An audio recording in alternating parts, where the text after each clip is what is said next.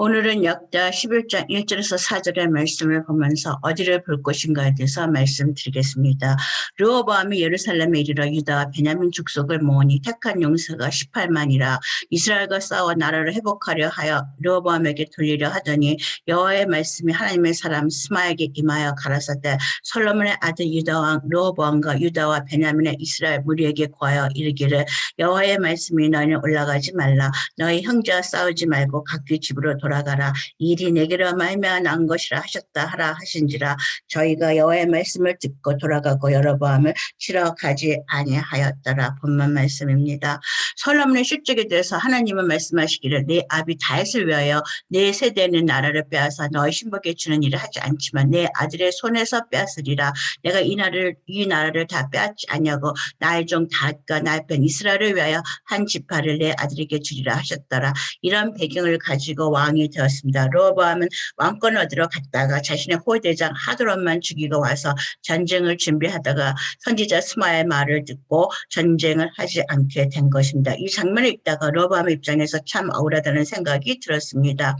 르호보암이 무엇을 직접적으로 하나님께 잘못했는가? 그는 이제 왕이 되어서 시작이 출발점에 서 있었고 충고를 잘못 받아들여서 노인의 죄를 따르지 않고 잔문이 오만과 그만 방잠을 따르다가 이 조그만 실수로 나라의 거의 전부를 잃어야 하는 처지에 처하게 되었습니다. 르호보암의 입장에서 제가 된다면 할 말이 많을 것 같습니다. 그는 그의 아버지 솔로몬처럼 젊은 날 현명하지 못했었지만 그 대가는 너무도 커다랗게 그에게 다가왔던 것입니다.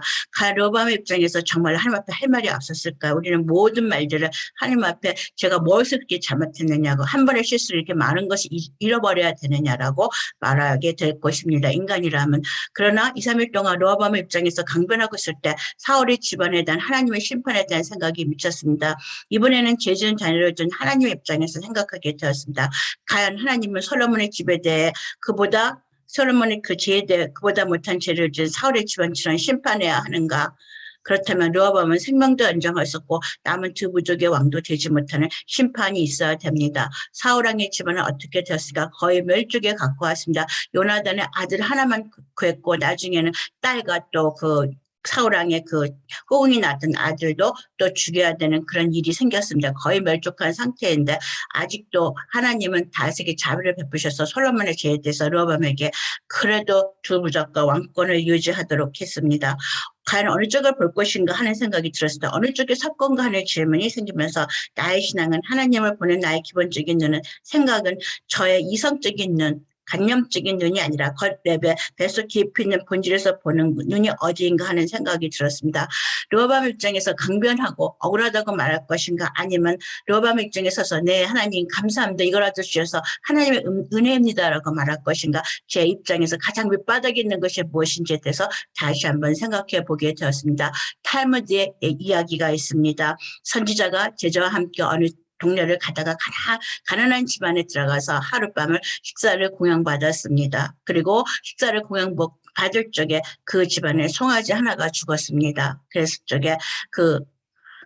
가난한 그 집안에는 그 송아지가 삶의 전부였던 것입니다. 생계의 수단이었던 것인데 그것이 죽었습니다. 그리고 나와서 또 다시 돌다가 다른 부잣집에 들어갔었습니다.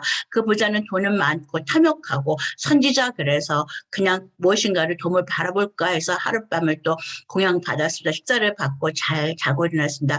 근데 그 다음날 떠나갈 적에 나무가 쓰러졌습니다. 그 집 앞에 있는 커다란 나무가 쓰러져서 그 선지자가 가서 그 나무를 다시 세워주었습니다. 그래서 그 부자는 고맙다 그러고 선지자는 길을 떠나게 됐을 때 그 제자가 물었습니까?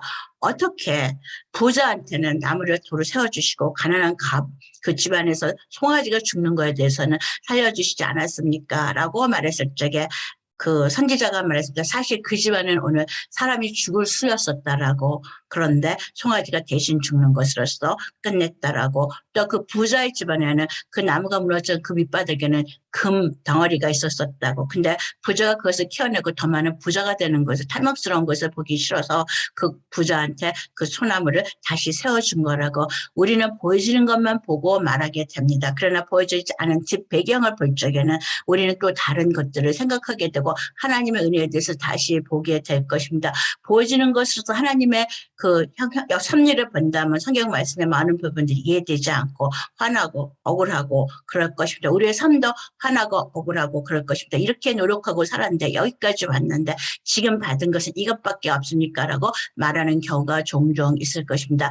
열심히 일했는데 돌아오는 것이 없을 경우, 열심히 또 자녀를 키웠는데 그 자녀들이 잘 되지 않을 경우 많은 경우가 있을 것입니다. 직장에서 억울하게 해고당하는 경우도 있을 것이고 사기당하는 경우도 있을 것입니다. 그렇기 때문에 우리는 하나님 앞에서 내 입장을 강변하게 됩니다. 무엇을 그렇게 잘못했느냐라고 말하게 됩니다. 그러나 다시 뒷부분을 볼 것 같으면 거기에는 역시 그런 일이 났을지라도 하나님의 자비가 있었고 나를 단련하시는 순간들이 있었었고 나로 하여금 나를 되돌아볼 수 있는 순간들 또 좀 더 정직하게 하나님 앞에 나아가는 그런 계기를 만드시기를 원했던 것들을 보게 될 것입니다. 어디를 볼 것인가? 많은 목사님들이 속도가 아니라 방향이라고 말합니다. 네, 그렇습니다. 하나님의 섭리에서 하나님의 눈에서 우리의 현실을 볼 것인지 지금 보여지는 눈앞에서 내 입장만 생각할 것인지 그것을 우리가 어디를 볼 것인가에 따라서 우리의 신앙생활도 방향을 정하게 되고 깊이를 정하게 되고 걸어가는 길도 정해질 것입니다. 감사합니다.